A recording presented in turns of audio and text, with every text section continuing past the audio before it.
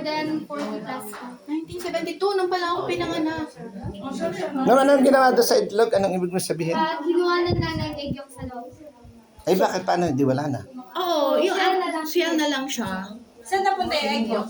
Actually po is Pinirito. yung hatch na egg. Hindi siya lahat. Hindi na. Ano siya, blighted? So, here is a puppet. Ito po yung hinahawakan ng keeper pag nagpapakain ng small na Philippine eagle para kumain siya. Kasi in the wild po kasi, the mother and father po, sinusubukan nila yung baby nila. And actually po, pag malapit na yung loob ng keeper and Philippine eagle, ito na po yung ginagawa, like Sir Bong and Ligo. So, pumupunta si Sir Bong na dito and nagbabanding sila. So, ito po si Pag-asa before and ito po yung partner niya, si Manong Eddie. So, magbabanding po sila. Sino yung ano ngayon nakasalamin sila yan? And yan po si Dr. Gear. Siya po yung nag-alaga Pag-asa ng baby pa. Aso hindi rin siya matakot, no? Aso. Taga-America pala si Yes po. Dr. Jim. Kaya kilala siya ni ano And yung this is Pag-asa. the No? story of Pag-asa. So, bago natin si Pag-asa is naka-offspring pa po siya si Mabuhay. Ilan ang lahat? Isa lang po. Parang ano sila, matipid na lang sila sa anak. Pag natural parent, isa lang po sa lang. Sa buhay nila. And Stephen po, every 2 years is maternal. Sino ito? Pero hindi siya nabubuhay. Ito sa Pag-asa. And actually po, Philippine eagle died is hindi po sila nahuhulog in the ground. Nakakapit lang po yung talon sila in the ground. Nasasangalan daw pala yun. Gano'n? So, nakakapit lang yung talon.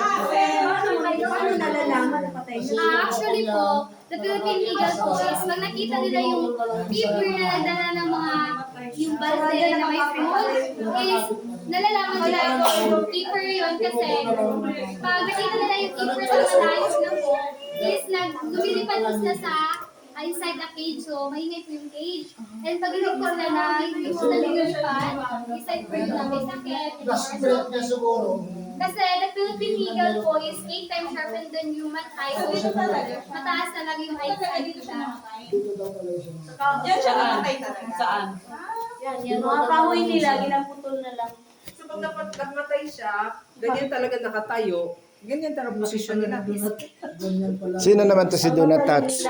Si Chai po, father ni Bigo at sawa ni So yung isa nakaganyan din namin.